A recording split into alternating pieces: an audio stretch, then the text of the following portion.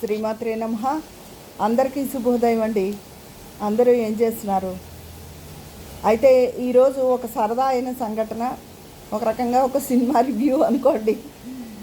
అయితే నేను మా వారు చాలా చాలా రోజుల తర్వాత నిన్న ప్రసాదాదిత్య మాలని ఇక్కడ మాల్ కట్టారని ఆ మధ్య మీకు వీడియో కూడా పెట్టాను నేను. అందులో సినిమాకి వెళ్ళాం. ఏంటంటారు, మా ఇంటి బంగారం, సమంత సినిమా. ఆ సాంగ్ అది చూసి బాగుంటుందేమో సినిమా చూద్దాము అని చెప్పి వెళ్ళాం. నిన్న మ్యాట్నీకి వెళ్ళాను. నిన్న ఆయనకి మధ్యాహ్నం ఎక్కువ వర్క్ లేదంటే వెళ్ళాము. అయితే సినిమా సమంత గారి యాక్షన్ చాలా బాగుంది. ఆల్రెడీ ఇలాంటి ఫైటింగ్స్ ఇవన్నీ విజయశాంతి గారి సినిమాలో ఇదివరకు కర్తవ్యం వాటిల్లో వచ్చేవి. ఆవిడ యాక్షన్ వరకు అయితే 100% మార్కులు వేసేయచ్చు. చాలా మనిషి కూడా బాగున్నారు, యాక్షన్ కూడా చాలా బాగుంది. కాకపోతే స్టోరీ కొంచెం సరిగ్గా ఎలివేట్ చేయలేదు అనిపించింది నాకు. కొంచెం బోరింగ్గా కూడా అనిపించింది. స్టోరీ విషయంలో ఇంకొంచెం సరిగ్గా దృష్టి పెట్టుంటే ఇంకా బాగుండేది అనిపించింది. ఆ స్టోరీ సరిగ్గా లేదు, నా ఉద్దేశం, మాకు అనిపించింది అలాగా. అయితే తర్వాత గౌతమి గారు కూడా బాగున్నారు, ఆవిడ యాక్షన్ కూడా బాగుంది.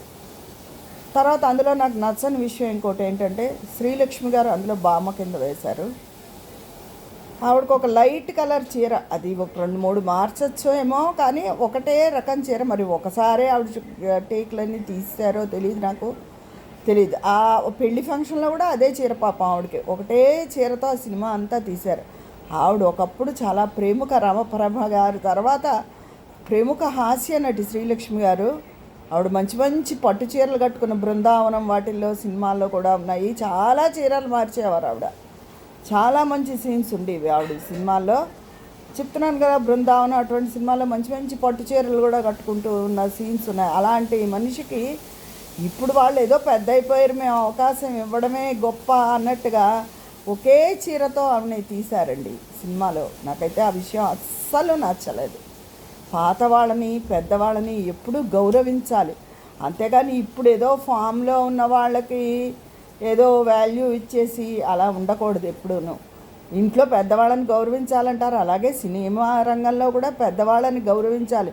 అంతేగాని వాళ్ళు ఇప్పుడు పెద్ద సినిమాలు లేవు కదా, అన్న సినిమాలో అవకాశం ఇవ్వడం గొప్ప అన్నట్టు ఉండకూడదు. అది చాలా తప్పది, నాకు నచ్చలేదు. అదే ఒక లైట్ కలర్ నేత చీరతో సినిమా అంతా లాగిచ్చేశారు ఆవిడని, అది చాలా తప్పు. ఇది మెయిన్ వాళ్ళ సొంత సినిమా అనుకుంటా. నందిని రెడ్డి గారు కూడా ఆవిడ బాగా క్లోజ్ కదా సమంత గారికి, మెయిన్ సమంత గారి మీదే సినిమా అంతా. కానీ ఒకప్పుడు అలా విజయశాంతి గారి మీద కూడా సినిమా అంతా ఉన్నా మిగతా కథ కూడా ఉండేది సినిమాలో. ఇందులో ఆ కథని సరిగ్గా ఎలివేట్ చేయలేకపోయారు. దాన్ని ఇంకా బాగా కూడా తీయచ్చు. టోటల్లీ సమంత గారు అందంగా ఉన్నారు, సమంత గారు యాక్షన్ బాగుంది. అది యాక్షన్ బాగుందంటే ఫైటింగ్లు అవన్నీ బాగా నేర్చుకుని ఆవిడ జిమ్ అవి బాగా చేస్తారు కదా, కొంచెం ఈజీగా బాగా చేశారు. అది సినిమా మీద. ఆ సాంగ్ బాగుంది. ఇదండి ఈ సినిమా మీద అభిప్రాయం.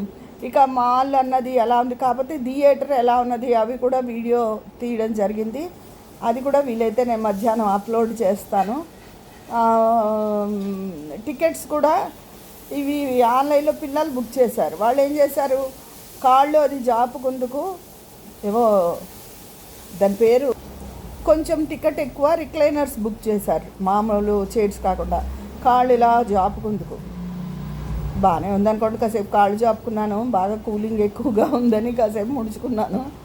అలాగా అక్కడ ఫుడ్ అది చాలా ఎక్కువ. చాలామంది డ్రింక్స్ అవి పిల్లలకు కొనలేదు. పిల్లలకి డ్రింక్స్ లేకపోతే ఊరుకోరు కదా, వాళ్ళు చాలామంది అరుస్తున్నారు, డ్రింక్స్ ఏవి అని చెప్పి. మేము పెద్దవాళ్ళం కాబట్టి పెద్ద ఏదో పాప్కార్న్ ఏదో తీసుకొచ్చారు ఈయన, అవి కూడా 250 అలాగట. అది థియేటర్ అలాగా బాగుంది. సినిమా కూడా మెయిన్ చెప్పాలంటే సమంత గారి యాక్షన్, ఆవిడ అందం బాగుంది. అది శ్రీలక్ష్మి గారి విషయంలో అయితే నాకు నచ్చలేదు. ఒకే నేత చీరతో సినిమా అంతా లాగించేశారు. ఆవిడ ఎప్పుడు పాత వాళ్ళని తీసుకున్నప్పుడు, కాంచన్ గారి విషయంలో కూడా ఇదివరకు ఏదో సినిమాకి ఆవిడ బెంగళూరు నుంచి రావాలంటే ఆవిడ 5 lakhs అడిగారట, 2 lakhs ఇస్తా ఉన్నారట పాత వాళ్ళు. అదే ఇప్పుడు ప్రజెంట్ వాళ్ళకి మాత్రం కోట్లు గుమ్మరించేస్తారు.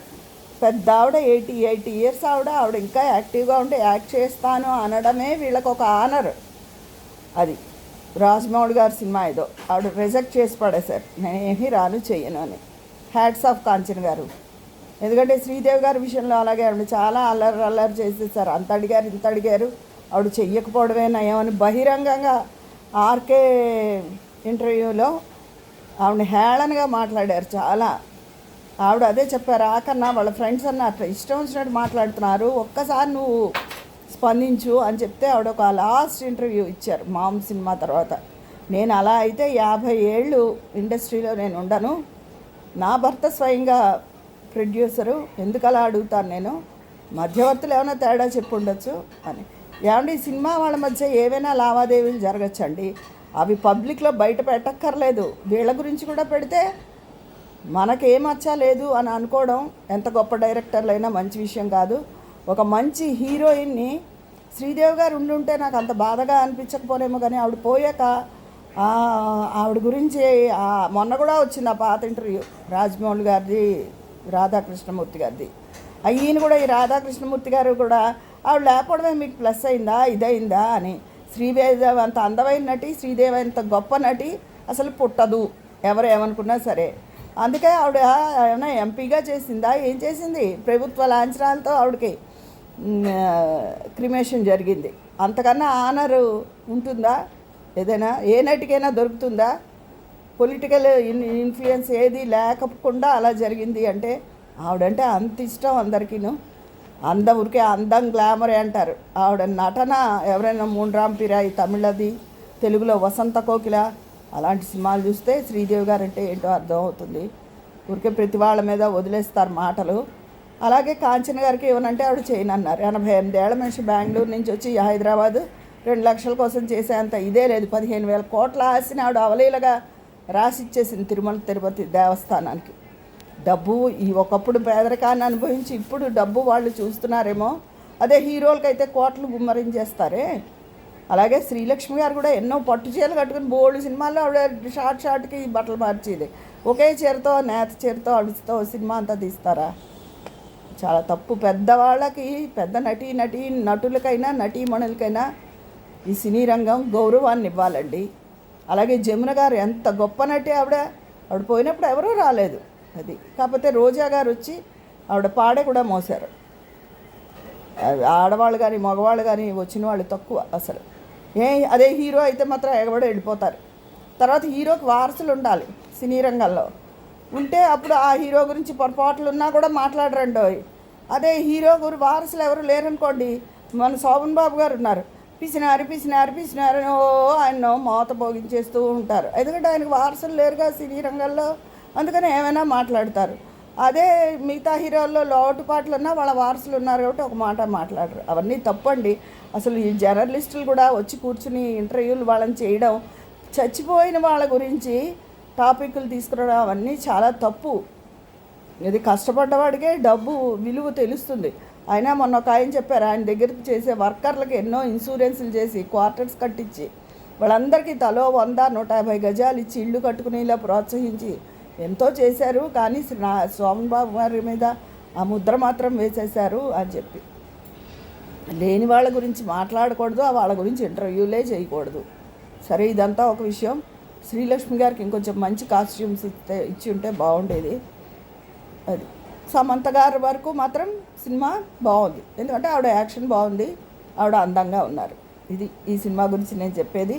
ఎప్పుడూ నేను ఇలా సినిమాల గురించి రివ్యూ ఇవ్వలేదు, ఇదే ఫస్ట్ టైము. మీ అందరి అభిప్రాయాలు కూడా కామెంట్ బాక్స్లో తెలియజేసేయండి. మరి అక్కడ మాట్లాడుకుందామా?